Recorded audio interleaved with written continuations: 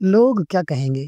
یہ ایک ایسا جملہ ہے جو نہ جانے کتنے خوابوں کو توڑ چکا ہے، نہ جانے کتنی زندگیاں برباد کر چکا ہے، اور نہ جانے کتنے لوگوں کو اپنی اصل زندگی جینے سے روک چکا ہے۔ کوئی اپنی پسند کی شادی نہیں کر سکا کیونکہ لوگ کیا کہیں گے۔ کوئی پردہ کرنا چاہتا تھا مگر رک گیا کیونکہ لوگ کیا کہیں گے۔ کوئی سچ بولنا چاہتا تھا مگر خاموش ہو گیا کیونکہ لوگ کیا کہیں گے۔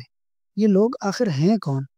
یہ وہی لوگ ہیں جو تمہارے گناہوں کا بوجھ قیامت کے دن نہیں اٹھائیں گے، تمہارے ساتھ قبر میں نہیں جائیں گے، تمہارے غلط فیصلوں پر مذاق تو اڑائیں گے مگر مشکل وقت میں ساتھ نہیں دیں گے، اور سب سے پہلے یہی لوگ تمہیں بھول جائیں گے۔ تو پھر آخر ہم انہی لوگوں کی فکر میں اپنی پوری زندگی کیوں ضائع کر رہے ہیں؟ لوگ کیا کہیں گے ایک سماجی جال۔ یہ جملہ ایک معاشرتی سوچ نہیں بلکہ ایک نفسیاتی جال ہے جو ہمیں ہماری اصل زندگی سے دور لے جاتا ہے۔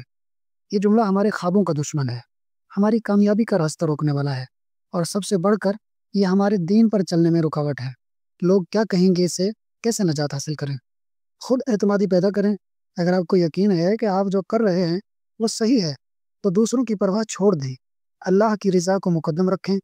دنیا کے لوگ بدلتے رہتے ہیں مگر اللہ ہمیشہ ساتھ ہے۔ جب یقین ہو کہ آپ کا عمل دین کے مطابق ہے تو لوگوں کی فکر بے معنی ہو جاتی ہے۔